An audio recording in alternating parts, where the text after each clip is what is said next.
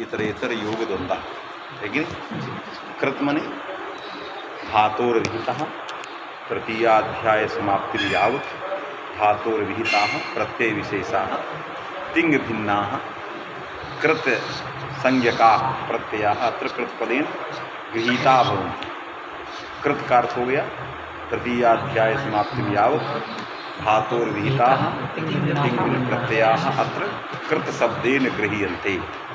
तद्धित पदेन तद्धिताः इति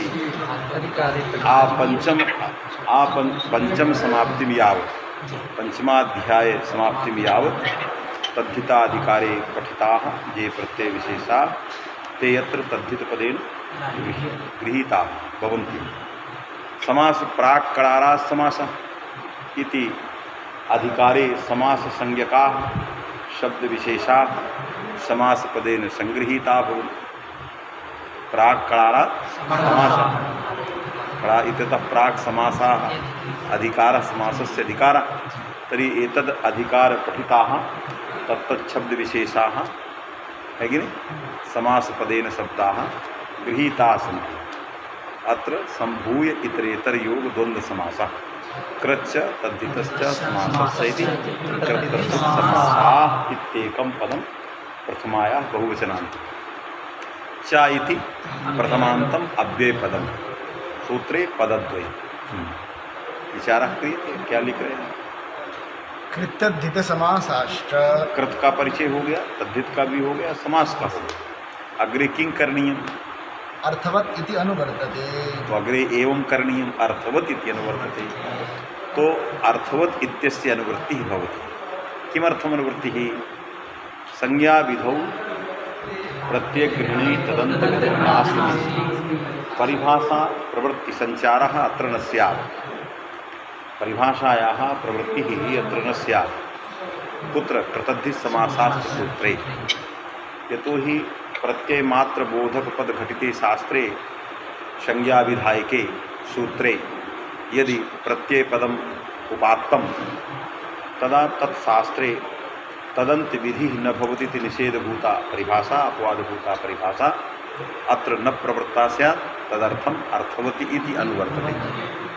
आगतं न तत्सामर्थ्यात् संज्ञा विधौ इत्यस्य बाधा अपवादस्य बाधे जाते उत्सर्गस्य उत्सर्गभूतायाः परिभाषायाः प्रत्ययग्रहणे यस्मात् परिभाषायाः प्रवृत्ति तया च परिभाषया तदादिः आगच्छति तद्विशेषकश्च तदन्त विधिः तस्मात् सिद्धं भवति कृदन्त तद्धितान्त तदादि अर्थवत् शब्दौ समासाश्च प्रातिपदिक संज्ञकाः स्युः। कृदन्त तद्धितान्त तदादि अर्थवत् शब्दौ है कि नहीं समासाश्च समास संज्ञकाः अर्थवन्तः शब्दाः प्रातिपदिक संज्ञकाः स्युः इति सूत्रार्थः सम्पद्यते।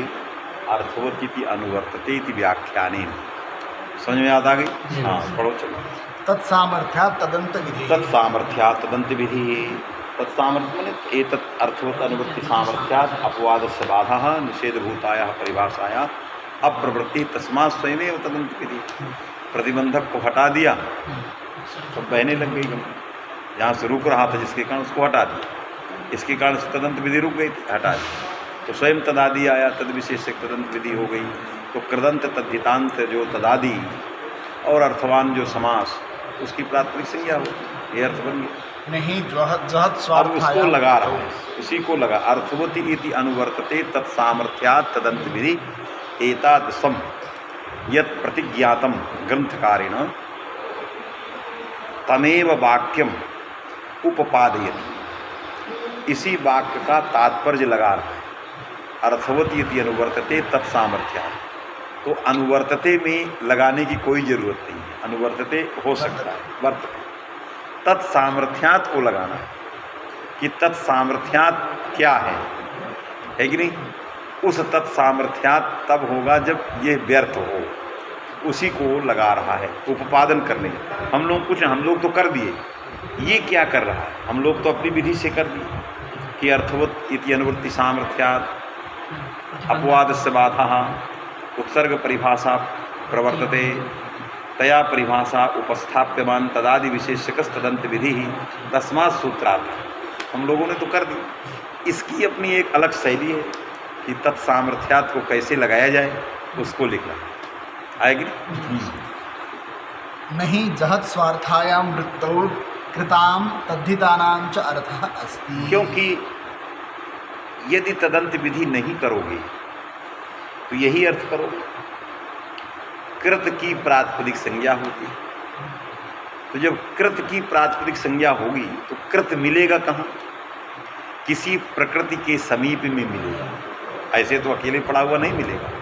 कोई प्रकृति होगी जिससे प्रत्यय आएगा, क्योंकि प्रत्यया प्रकृतिर्भवन्ति न केवला प्रत्यय प्रयुक्तव्या न केवला प्रकृति ना भी तो कहीं ना कोई प्रकृति के अधीन रहेगा वो। तो जहाँ रहेगा वहाँ जहत स्वार्था यदि वृत्ति मान लो, क्योंकि जो पंचवृत्तियाँ हैं वहीं एकार्थी भाव है, और एकार्थी भाव के ही दो भेद की कल्पना है, एक जहत स्वार्था एक अजहत। अजहत स्वार्था विपेक्षावादियों का मत है और जहत स्वार्था एकार्थी भाववादी। बात में कि नहीं, ये उसी का एक का, चाहे उसको ऐसे कहो या ऐसे। तो यदि जहत स्वार्था मान लिए, जहाँ कृत हमें मिलेगा किसी प्रकृति के सानिध्य में, पाचक में मिलेगा, और वहाँ यदि जहत स्वार्था है तो उसका कोई अर्थ है। अर्थ किसका है? पाचक का। तो उसके लिए, उस अनर्थक कृत के लिए अर्थवान लाना, उसकी प्रातिपदिक संज्ञा करनी, बदतो व्याघात।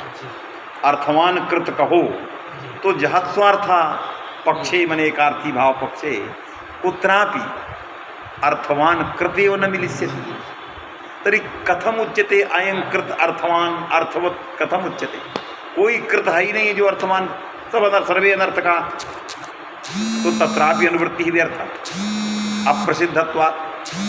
अरे कहीं कुछ प्रसिद्धि हो, अर्थवान कुछ दिखाई दे, ये तो सर्वथा अप्रसिद्ध हो गया, तदपि व्यर्थम। आया कि नहीं?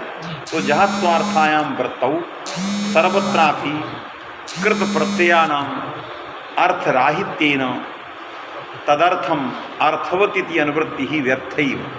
है कि नहीं? क्वचिदपि अर्थवत्ता एव नास्ति, अतः सर्वत्रापि अनर्थकस्य सत्त्वे, है कि नहीं, इयम अस्य पदस्य अनुवृत्ति सर्वथा असंभवनी, असंभव है, असंभवनी अनुवृत्ति, ये अनुवृत्ति सर्वथा असंभव युक्ता है। लेकिन तो इदम लक्षणम न समीचीनम असंभवात्, अव्याप्य असंभव दोष, तो ये अनुवृत्ति असंभव दोषग्रस्त है। कृत प्रत्यय अकेले कहीं नहीं मिलेगा, जहाँ जहाँ कृदंत होगा सब जगह एक आर्थी भाव, सब जगह जहात स्वार्था अनर्थक। तो कहीं अर्थवान कृत मिलने ही नहीं है, फिर अनुवृत्ति किस चीज़ की? असंभवनी, अतः व्यर्थम। आया एक तो ये पक्ष लगाया। फिर नहीं जहत स्वार्थायां वृत्तौ कृताम तद्धितानां च अर्थः अस्ति, अतः असंभवात् अनुवृत्ति व्यर्था, इतना लगाए रहो। अभी तो आगे बढ़ेगा वो, अभी वो असंभवा है कि नहीं, अर्थवान कृत कहीं मिलना नहीं है, तस्मात् अनुवृत्ति ही व्यर्थ। भूतपूर्व गतिलभ्यस्तु न कहा इदानीम जब पाचक बन गया, पच के समभिव्याहार में आया और एकार्थी भाव हो गया, तब अनर्थक है। इसके पहले जब अणगुल त्रिचौ में पढ़ा था तो अर्थवान था, तो भूतपूर्व गति से अर्थ ले लें, सांप्रतिका भावे भूतपूर्व गति, तो भूतपूर्व गति लभ्य अर्थ न शास्त्र प्रवृत्ति प्रयोजका। कोई भूतपूर्व विभागाध्यक्ष दस्तखत कर सकता है आपके फार्म में कि भाई मैं इस समय में तो भूतपूर्व तो है ही हूँ, लाओ, कर सकते। वो प्रवृत्ति का प्रयोजक नहीं है। 10 साल पहले वो धनवान था, आज खाने का ठिकाना नहीं, अब तो वो किसी काम का नहीं है। तो पहले तुम अर्थवान थे, अब अनर्थक हो, तो पहले वाले अर्थवत्ता से कुछ काम होने वाला नहीं। हमें तत्काल चाहिए, आया कि नहीं? क्या चाहिए? तत्काल अर्थवत्ता चाहिए।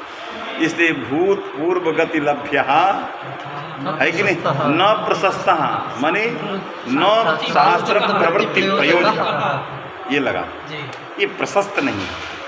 तो प्रशस्त नहीं वहाँ कोई मुहर लगाना था कि प्रशस्त नहीं।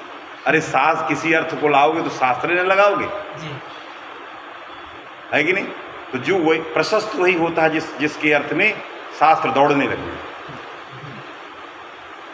जिसको देख करके भीड़ लग जाए वो प्रशस्त है, और जिसके चिड़िया न बोले कौन प्रशस्त है? प्रसिद्धि ये नहीं, है कि नहीं? तो प्रशस्त वही कहा, ये बेकार है, प्रशस्त नहीं है। न प्रशस्त न शास्त्र प्रवृत्ति प्रयोजक, शास्त्र की प्रवृत्ति का प्रयोजक न किमपि शास्त्रम लगिष्यति। यहाँ इस अर्थवत को लेकर के कृतद्धि समासास नहीं लग सकता, है कि नहीं? इसको अर्थवान कृत के रूप में व्यवहार नहीं किया जा सकता। अतः अनुवृत्ति ही व्यर्था कस्मिन पक्षे,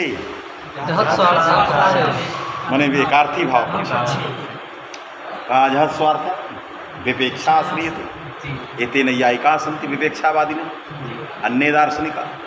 ये सब व्याकरण परंपरा अनभिज्ञा, है कि नहीं? जो अवयव की शक्ति से काम चलाते, अवयवातिरिक्त समुदाय को कुछ नहीं मानते, वो कहते हैं अजहत स्वार्था, माने विपेक्षावाद। अजहत स्वार्था में क्या पढ़ो? जहत स्वार्थ अजहत नहीं जहत स्वार्थाय मृत्यु कृताम तद्धितानां चार्थोस्ति भूतपूर्व गतिलभ्यस्त न प्रशस्तः अजहत स्वार्थायमपि न प्रत्यय मात्रेण अर्थ पर्यवसानम इति अभिप्रायः। कि अजहत स्वार्था में, अजहत स्वार्था माने जहाँ पर अवयवार्थ रहता है, समुदायार्थ नहीं रहता है, वो अजहत स्वार्था माने विपेक्षा। पच का अर्थ भी है, अणबुल का अर्थ है, दोनों को मिला के प्रकृति प्रत्यार्थ का अन्वय करेंगे। वो जो अन्वय में बीच का संसर्ग होगा वो विपेक्षावादी कहेगा आकांक्षा आता है कि नहीं? कैसे आया? आकांक्षा। ऐसी आकांक्षा हम बनाएंगे, ऐसी आकांक्षा भिन्न भिन्न बनाना पड़ेगा, नहीं बनाओगे तो एक साथ सभी आने लगी। ऐसी आकांक्षा से ऐसा आता है, ऐसी आकांक्षा से ऐसा आता है, ऐसी आकांक्षा से ऐसा आता है, सबकी आकांक्षा अलग अलग बनाना पड़ेगा। बात समझे कि नहीं? तो ये जो संसर्ग आ जाएगा उसमें प्रकृति भी अर्थवती है और प्रत्यय भी अर्थवान है। तो अर्थवान तो मिल गया। कहा कैसा अर्थवत चाहते हो कि मिल गया? प्राचीनों से पूछा कैसा अर्थवत मिल गया? वहाँ क्या एकार्थी भावे लौकिक प्रयोगी प्रसिद्धत्व है? कहाँ मिल गया? एतत् संज्ञा फलभूत विभक्तितर प्रकृति है। एतत् संज्ञा फलभूत विभक्तितर क्या है? प्रकृति। तत्संविभ्यानापेक्षा ही अनपेक्षा ही नहीं। कहाँ मिल गया? इसलिए विपेक्षावादी तुम भी समझो, जो मेरा शास्त्रीय अभिप्रेत अर्थ है अर्थवत्व तत्रापि नास्ति तस्मात् अर्थवतिति व्यर्थम तत्सामर्थ्यात् तदैव मदाभिप्रेतम अर्थवत्वं प्राप्तम भविष्यति। तदंत विधि यदा तदैव अभिप्रेतम अभीप्सितम अर्थवत्वं प्रसिद्धम प्राप्तम च भविष्यति। तदंत विधि द्वारा, क्योंकि यावत् यत् कारणेन चारितार्थ्यं न भवति तत्सर्वं संपूर्य प्रपूर्य अग्रे गच्छति। जिस कारण से वो व्यर्थ है उन समस्त को प्रपूरित करता हुआ आगे जाएगा। तो उसको कैसा अर्थवत्व चाहिए? एकार्थी भाव लौकिक प्रयोग, वो बिना तदंत के नहीं हो सकता। तो पहले तदंत जिस कारण से रुक रहा था उसको रोक दिया। भाई तुम रुको, नहीं रुकते हो तो जैसा मुझे चाहिए वो मिलेगा ही नहीं। उसको रोक के तदंत विधि कर दिया। तो जैसे ही तदंत विधि हुई तो इसका अभिप्रेत जो था पूरा हो। तादृश अर्थवत्व चाहे वो प्राचीन का हो चाहे उभय सूत्र साधारण नव्य का हो, मिल गया आया। यह सामर्थ्यात तदंत विधि की व्याख्या है।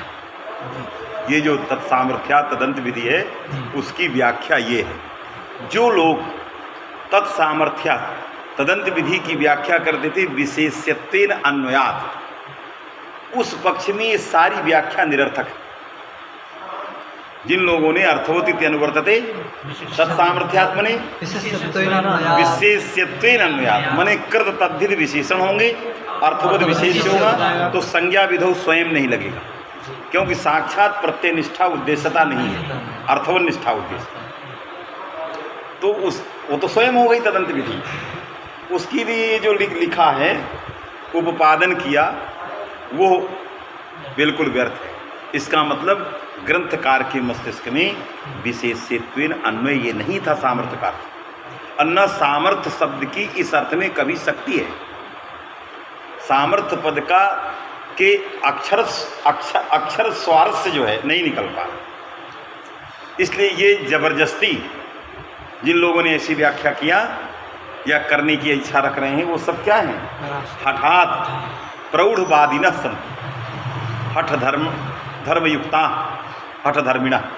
ऐसा जो है किसने लिखा? किसी प्रयोग के परिष्कार में लक्ष्य की कथनचित सिद्धि करने के लिए नित्यानंद पर्वती ने विशेषतया की नाम नहीं लिखा, लेकिन अर्थ ऐसा करने लगा, कृदंत को अर्थवत में विशेषण करके कुछ बनाने लगा।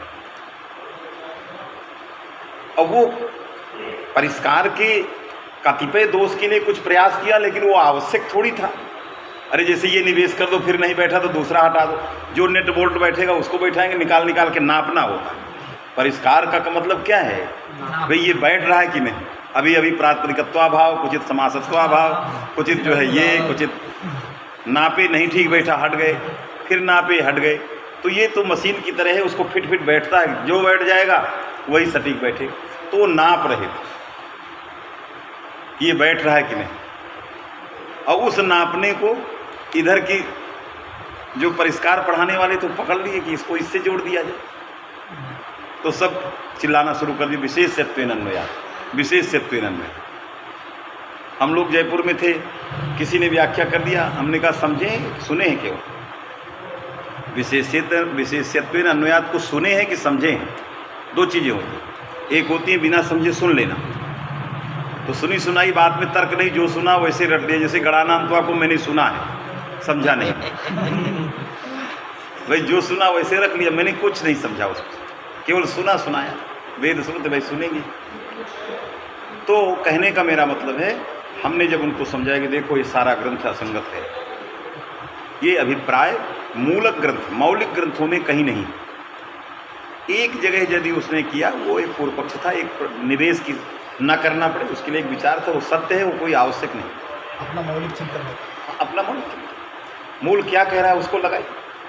वो फिट नहीं बैठ रहा है, मूले न सा असंगति है, इसलिए उसको हटा के दो, आगे बढ़ेंगे परिष्कार में, समझे कि नहीं? लेकिन वो सिद्धांत नहीं, ऐसा नहीं लगाया जा सकता, क्योंकि स्वयं शब्द रत्नकार ने संज्ञा विधौ का नाम ले लिया है, अर्थवती अनुवृत्ति सामर्थ्यात् सामर्थ्यात् अन्यथा संज्ञा विधित्वान् न स्यात्। संज्ञा विधौ को रोकने का कर दिया, जो उसका जिसके कारण वो रुका है उसको रोक देगी।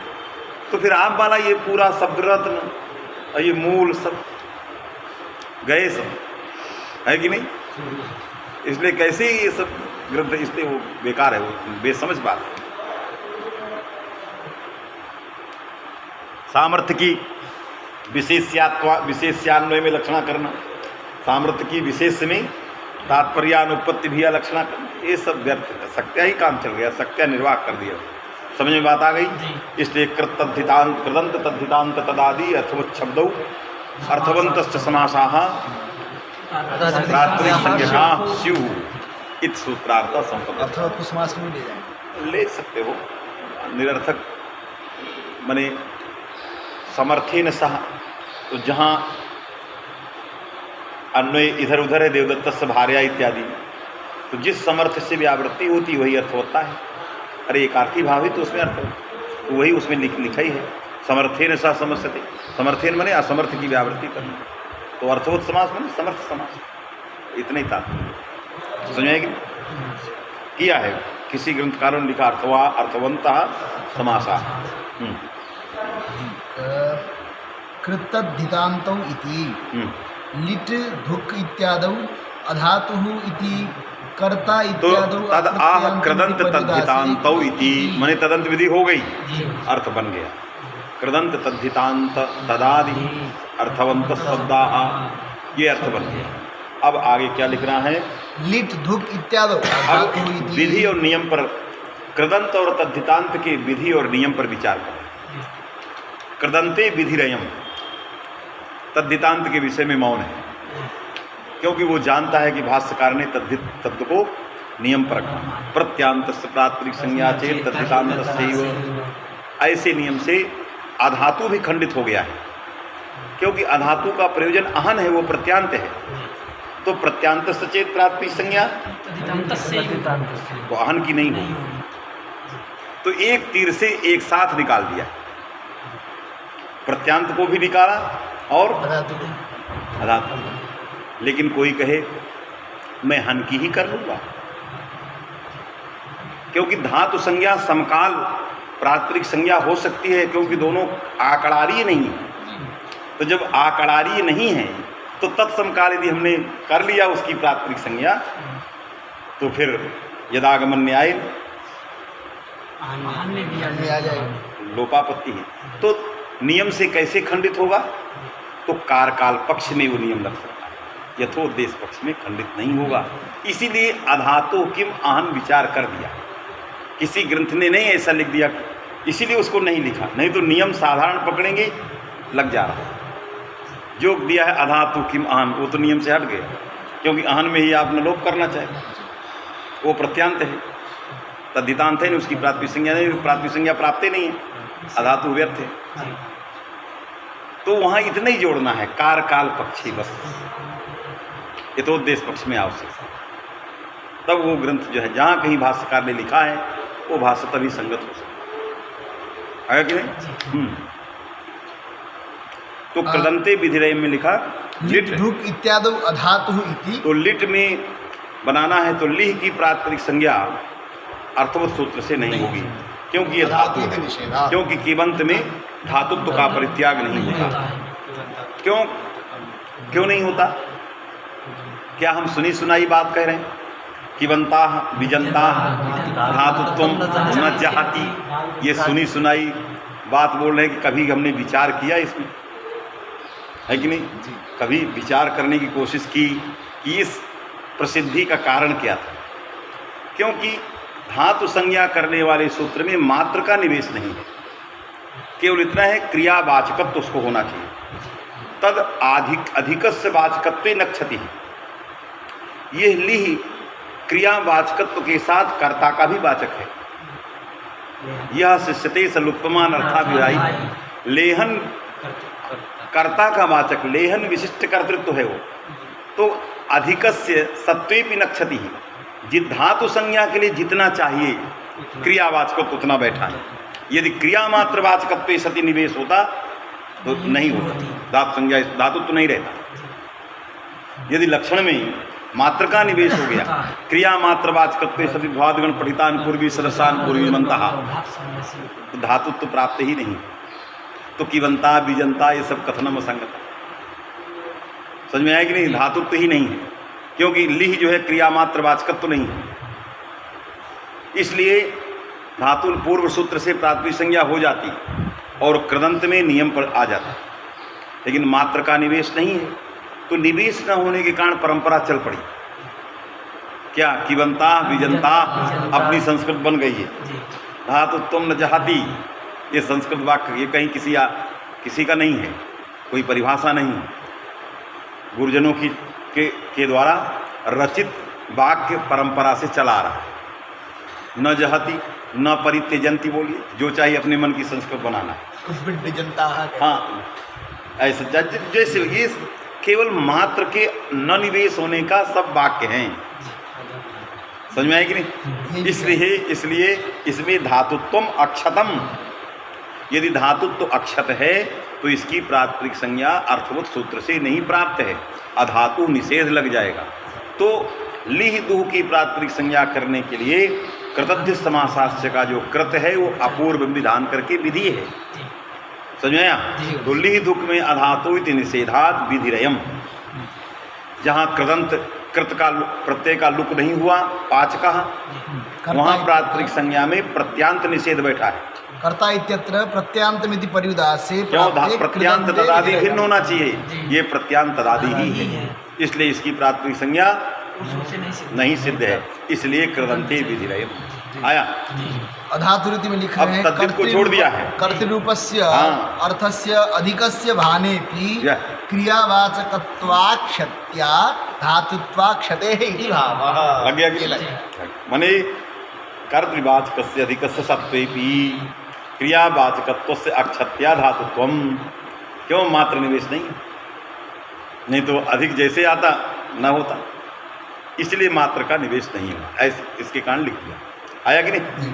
अधिक कर्तृत्व रूप अर्थस्य अधिकस्य सत्वेपि क्रियावाचकत्वेन धातुत्वम लिह इत्यत्र अक्षतम तस्मात् अधातु इति निषेधात् न पूर्वेण प्राप्तम तस्मात् विधिरयम्। ग्रंथ लगाए। समझ में बात आ रही कि नहीं? चलो। नियमार्थमिति तो तद्धित को छोड़ दिया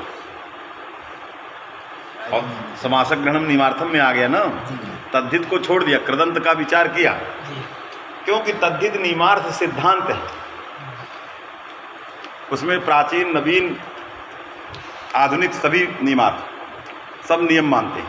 प्रत्यांत सचेत प्राथमिक संज्ञा तद्धितांत सैव, ये सभी को मानना है।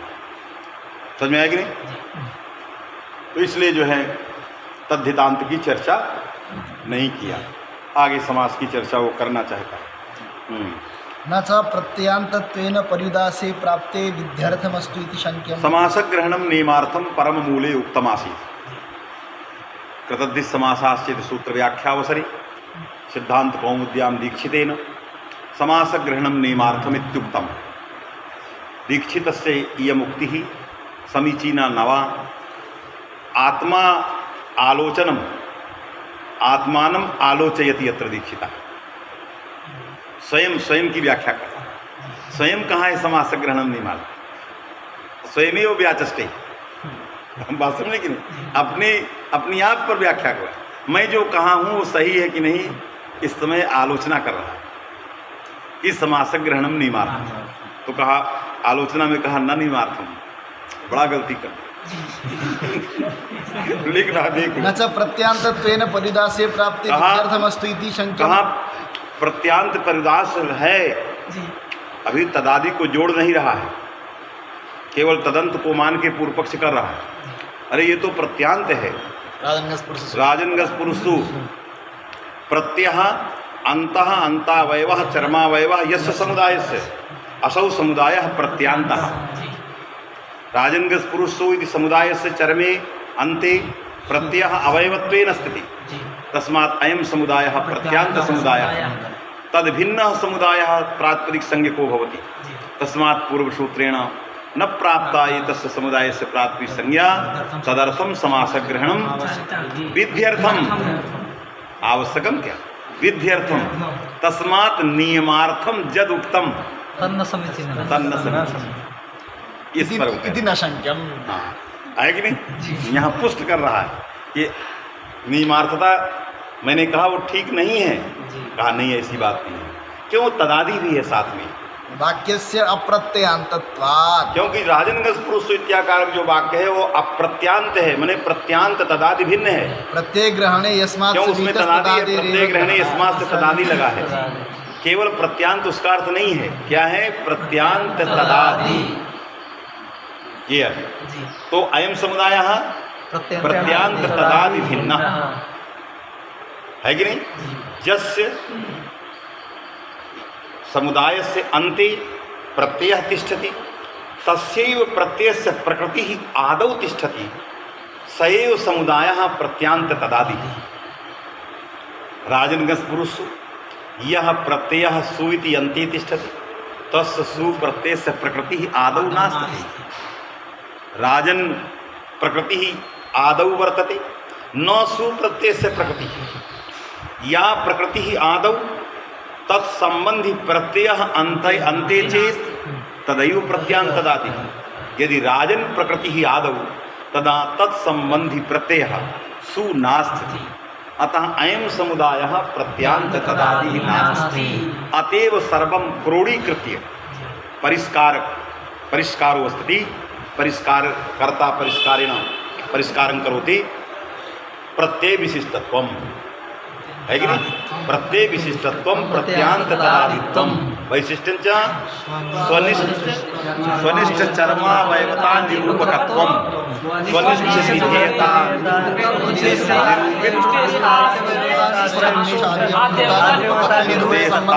निष्ठ आद्यवयवता निरूपकत्वम तद भिन्नम प्रत्यांत तदादि भिन्नम, है कि नहीं? ये लक्षण इसी सब को दृष्टिगत करके ये लक्षण बनाया गया। परिष्कार हमेशा देखा जाता है कैसे फिट बैठेगा, उसी के अनुसार उसमें संबंध ये सब कल्पना की जाती है।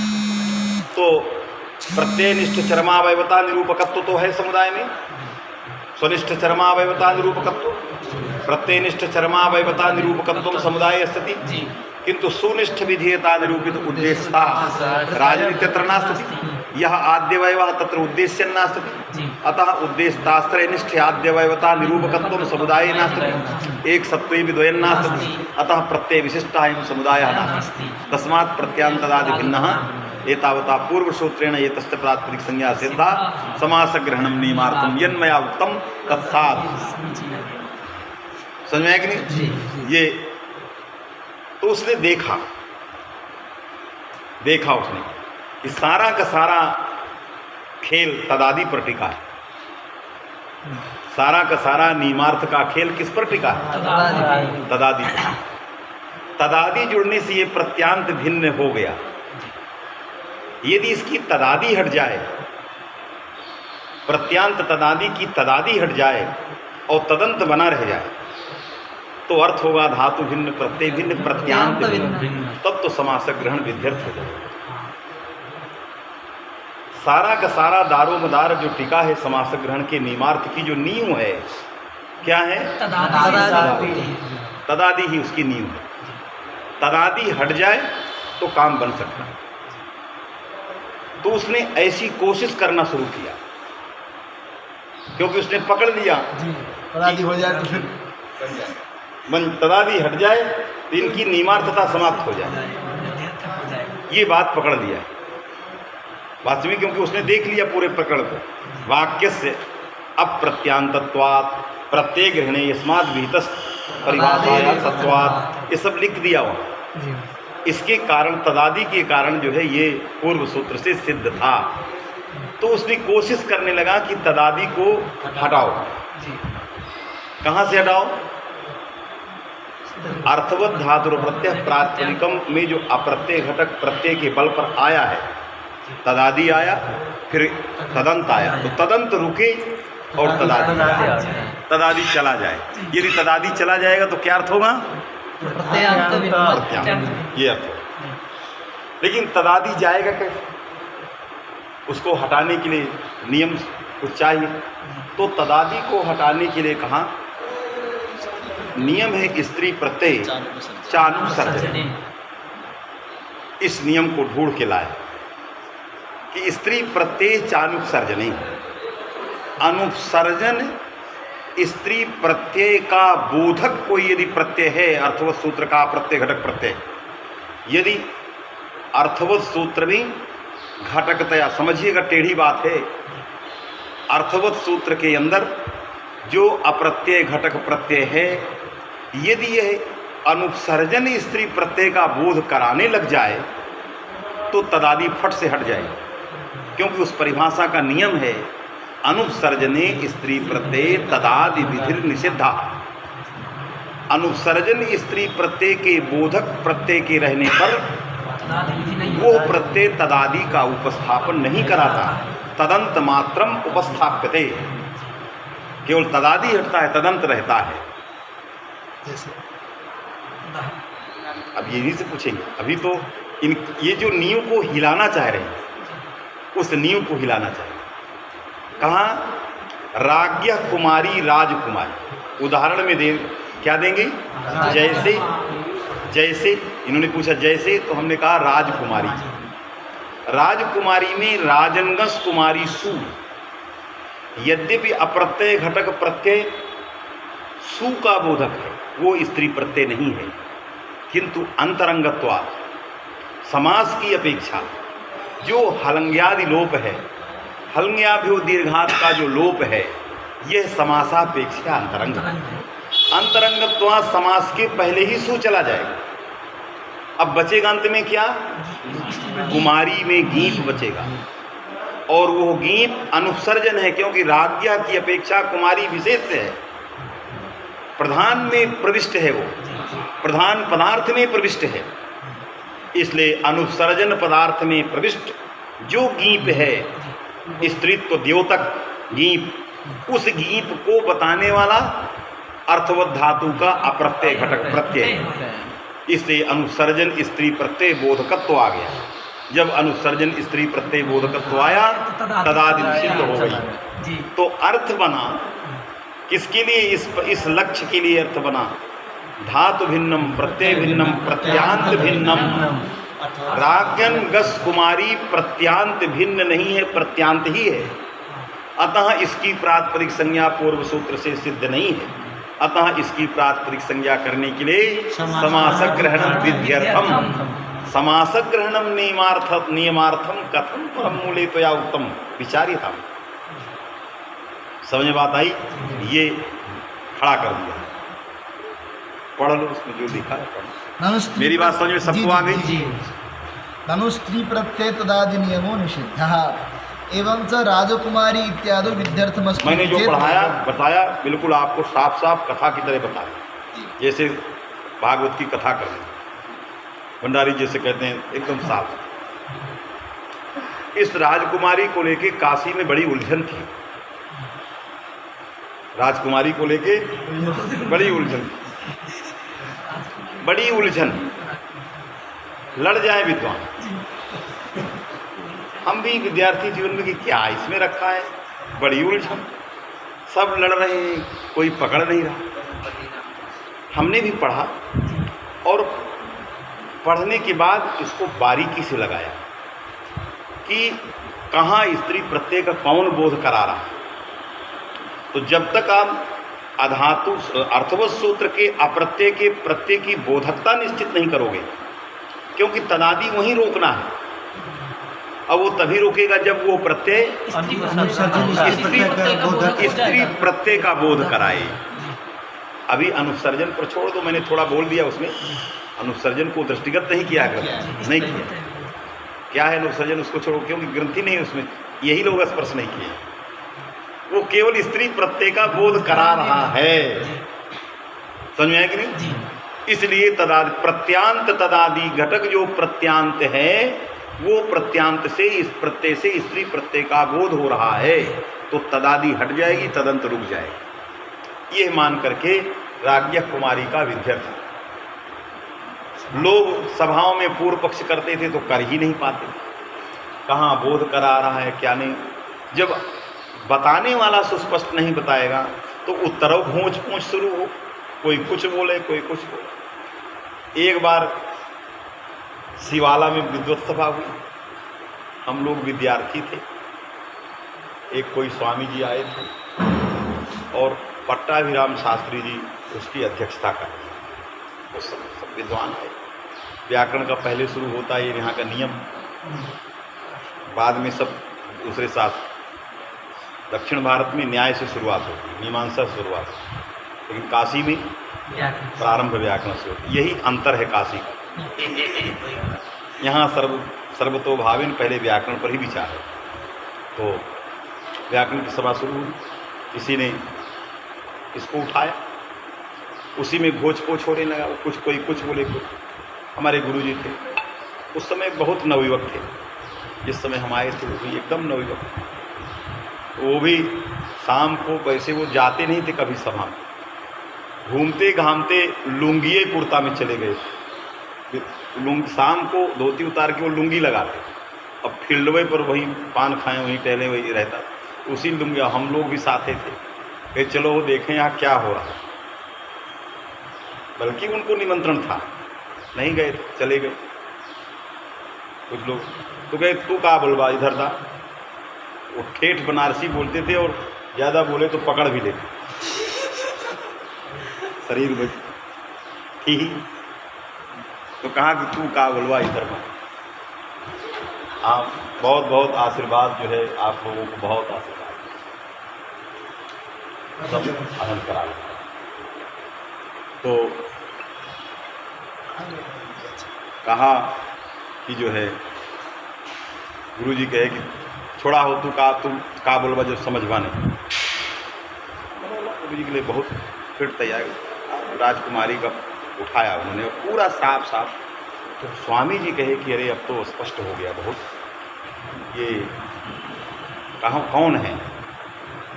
तो लोगों ने कहा अरे संपूर्णानंद के अध्यापक हैं। किसकी विद्यार्थी? तो पट्टाभिराम जी ने कहा कि अस्माकम छात्र। तो उन्होंने खंडन नहीं किया गुरु जी ने।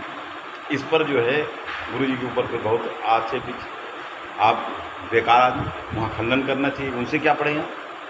आपको कहना चाहिए कि नहीं हम इनके विद्यार्थी। ये पुरानी काशी की बड़ी परंपरा रही, तुम वहाँ क्यों जाते हो? हमने इस परंपरा को समाप्त किया है और आने वाली पीढ़ी में एक नई दिशा डाल दी। कोई कहीं जाए, पढ़ने का इच्छुक विद्यार्थी भारत के किसी कोने में जा सकता है। उसकी गलती तब हो सकती है जब वो आपकी निंदा करके वहाँ काम करे। आपसे पढ़ा हो और आपकी निंदा करे तब आप वो गलत है। यदि वो हमारे विषय में यदि प्रशस्ति नहीं तो मौन है और अपना पढ़ रहा है तो हमसे उससे क्या लेना देना। इसलिए हमने कभी, और हमारे गुरु जी ने भी कभी भी किसी विद्यार्थी को कहीं जाने से मना नहीं किया। और शेष पुराने लोग तो खिड़की से झांकते रहते और खिड़की से देखेंगे इसकी पैर किधर जा रहा है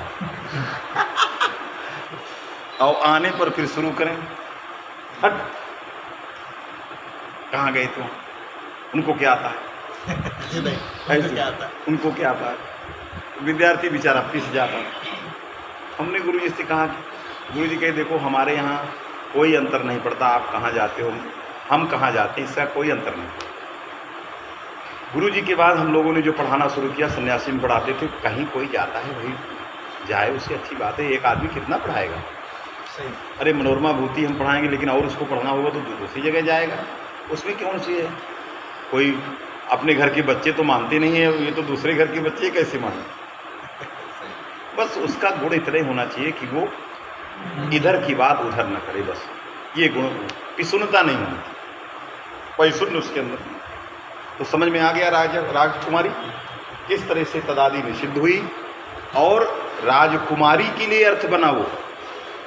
अर्थात यह अप्रत्यय घटक प्रत्यय किसका बोध कराया? क्वचित पुंस्त प्रत्यय का, क्वचित स्त्री प्रत्यय। ये स्त्री प्रत्या प्रत्यय उभय बोधक है। कुमारी में स्त्री प्रत्यय और राजनगस पुरुषों में स्त्री प्रत्यय का बोधक नहीं है। तो प्रत्या प्रत्यय उभय बोधक है। तो जहाँ स्त्री प्रत्यय का बोधक होगा, पूर्व पक्षी ने वहीं तदादि निषिद्ध किया है, वहाँ केवल प्रत्यांतर्थ होगा।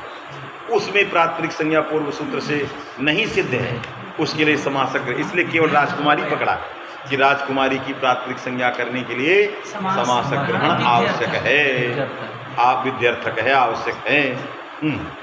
पढ़ लो पहले उसको, पंक्ति पढ़ लो। ननु स्त्री प्रत्यय तदादि नियमो निषिद्धः एवंच राजकुमारी इत्यादि विद्यार्थमस्तु इति चेत वैवम।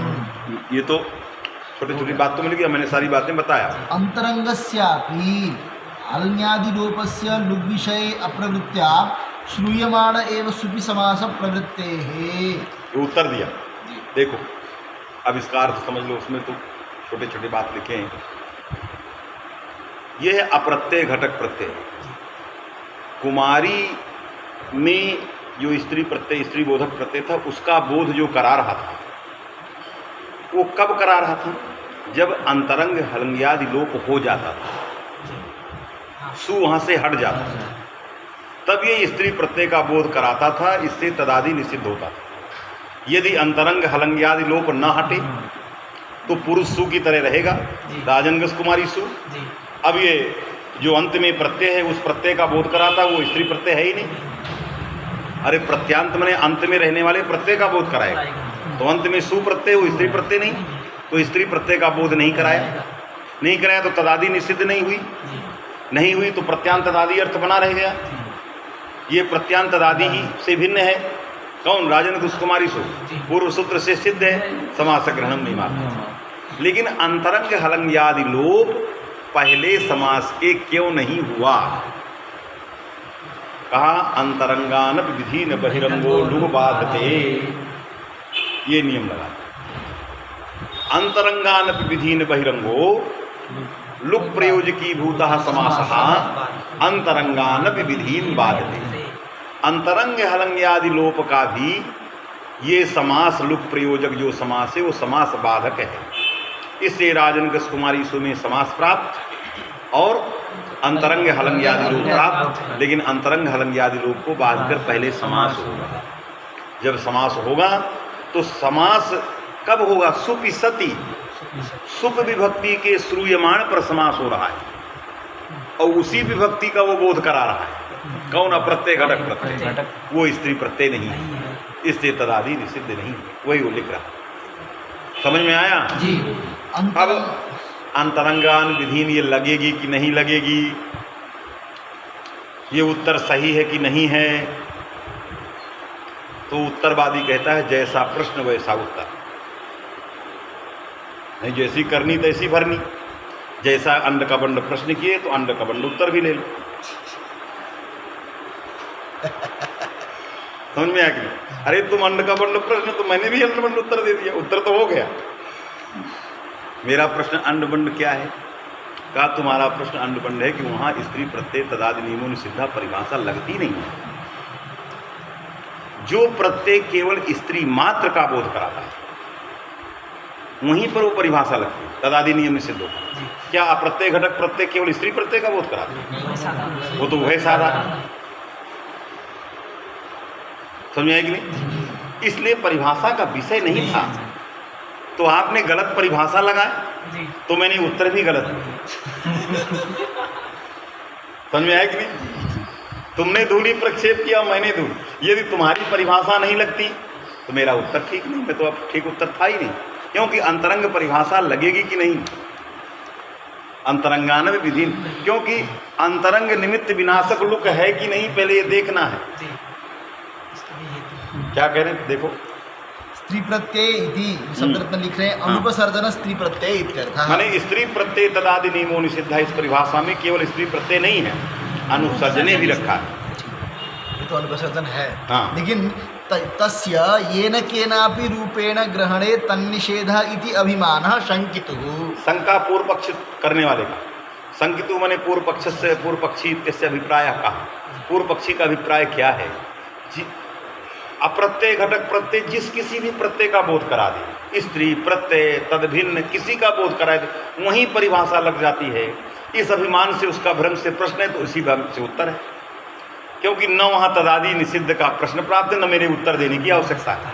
अरे उत्तर तब दूँ जब प्रश्न बने, न तो प्रश्न ठीक नहीं है, उससे उत्तर देने का कोई मतलब नहीं आएगा। नहीं क्या था कि उसने क्या समझा था कि यह परिभाषा तदादि को निषिद्ध करने वाली परिभाषा स्त्री प्रत्याप्रत्यय उभय साधारण बोधक प्रत्यय पद घटित शास्त्र में लगती है। ये उसको भ्रम था। किसको? संकितो भ्रम है। अब भ्रम हो गया तो हम उसका भ्रम इस तरह से नहीं दूर कर दे कि तुम परिभाषा को समझो, ये उसी अनुसार हमने उत्तर दे दिया कि देखो यहाँ हलंग्यादि लोप होता ही नहीं है कि नहीं, न रहे बांस न बजे बांसुरी। उसको समझाएंगे वो समझेगा नहीं, तो इधर से चले जाए। समझ में आए कि नहीं? तो जिस तरह से शंका करने वाले को भ्रम हुआ, तो मेरे भी उत्तर देने का भ्रम ही समझिए। न शंका ठीक न मेरा उत्तर ठीक। भाई शंका है ही नहीं है तो उत्तर का अवसर ही नहीं है कि नहीं? तो राजकुमारी की शब्द रत्न ननु अत्र प्रातिपदिकत्वस्य न फलम लिंग विशिष्ट परिभाषेय तत्कार्य। अब ये अलग प्रश्न है। अब मूल से कोई लेना देना नहीं। मूल को लगाने या कहने के बाद नागेश जी अपनी पंडिताई शुरू कर दी। अलग प्रश्न का राजकुमारी की प्रातिपदिक संज्ञा करने की क्या जरूरत थी? अरे राजे कुमारी के लिए समास ग्रहण नियमार्थ विद्यार्थ न विचार कर रहे हो, तो राजकुमारी की क्या जरूरत है प्रातिपदिक संज्ञा करने की? प्रातिपदिक ग्रहणे लिंग विशिष्ट से अभिग्रहण, प्रातिपदिक ग्रहणे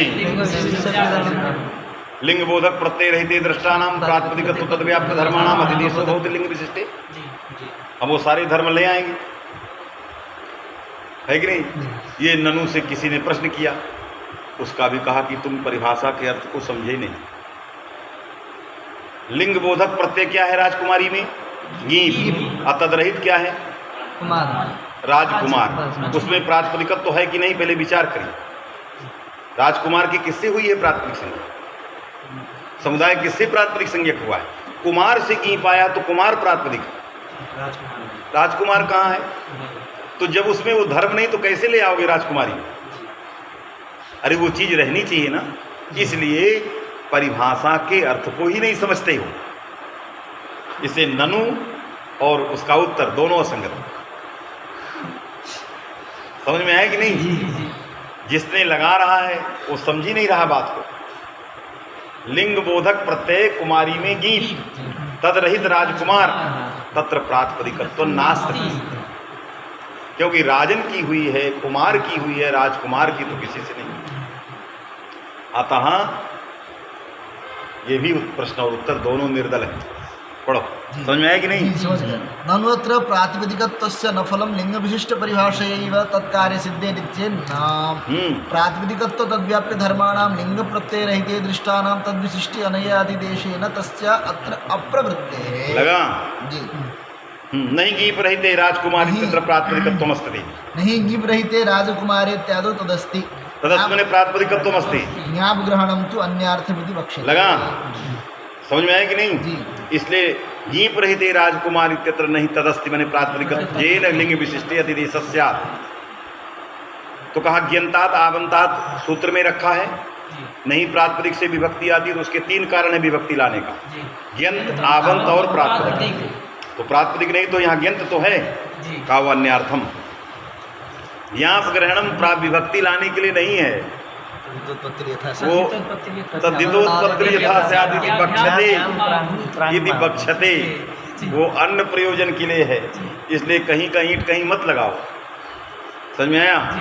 इसलिए राजकुमारी की यदि प्रातिपदिक संज्ञा होगी समुदाय की तो समास के पहले राजनगस कुमारी सूप में ही प्रातिपदिक करना पड़ेगा, फिर समास करना पड़ेगा, फिर समास के बाद राजकुमारी में रहने वाला जो समास राजन गस कुमारी सु में रहने वाला प्रातिपदिकत्व है वही प्रातिपदिकत्व राजकुमारी में आएगा। यथोद्देश पक्षाभिप्रायण, फिर सुविभक्ति आके लोप होगा। आया? ये स्थिति कुमार से लेना देना नहीं है, राजकुमारी इसकी प्रातिपदिक संज्ञा है, तभी इसकी आगे विभक्ति है। संकित्राभिमानानुसारेणैव उत्तरयति अंतरंगस्यापि। संकितु अभिमानात् अनुसारम, शंका करने वाले का जैसा भ्रम था तदनुसारम उत्तरयति अंतरंगस्यापि हलंग्यादिलोपस्य समासात् पूर्वम न प्रवर्तते अंतरंगान विधिनिति परिभाषाया जागरूकत्वात्। ये सब जो मैंने उत्तर दिया है, शंका करने वाले को भ्रम हो गया तदनुसार उत्तर है। यदि उसका भ्रम न होता तो मेरे उत्तर की जरूरत नहीं थी, क्योंकि प्रश्न नहीं था तो जरूरत किस चीज? आया? तो कहा अंतरंगस्यापि हलन्यादिलोपस्य विषय अप्रवृत्त्या श्रूयमाण एव सुपि समास प्रवृत्तिः तत्र च अप्रत्ययान्तत्वेन प्रवृत्तायाः संज्ञायाः एकदेश विकृतन्यायेन विभक्ति अप्रत्यांतायाः माने प्रत्यांतदादि भिन्नायाः, प्रत्यांतदादि भिन्नत्वेन प्रवृत्तायाः राजनगस कुमारी सो इति समुदाये प्रवृत्तायाः प्रातिपदिक संज्ञायाः समासोत्तरम विभक्ति लुकी एक देश विकृतन्यायेन तिष्ठति। राजकुमारी इत्यत्रापि प्रातिपदिकत्वं तिष्ठति, तेन च प्रातिपदिकेन विभक्ति आगमिष्यति, तदनन्तरं विभक्तेः लुक् नक्षति। समझ में आया कि नहीं? राजनगस कुमारीषु इत्यत्र प्रत्यांतदादि भिन्नत्वेन प्रवृत्तायाः प्रातिपदिक संज्ञायाः एक देश विकृतन्यायेन कुत्र तिष्ठते? राजकुमारी। आया कि नहीं? तदर्थम समासग्रहणम नावश्यकम तस्मात् नियमार्थम। समझ में आया कि नहीं? ये कह दिया। ग्रंथ लगा कि नहीं? बस हो गया, आधा बस्ती। फिर वो भी पढ़ो। समझ में बात आ गई कि नहीं?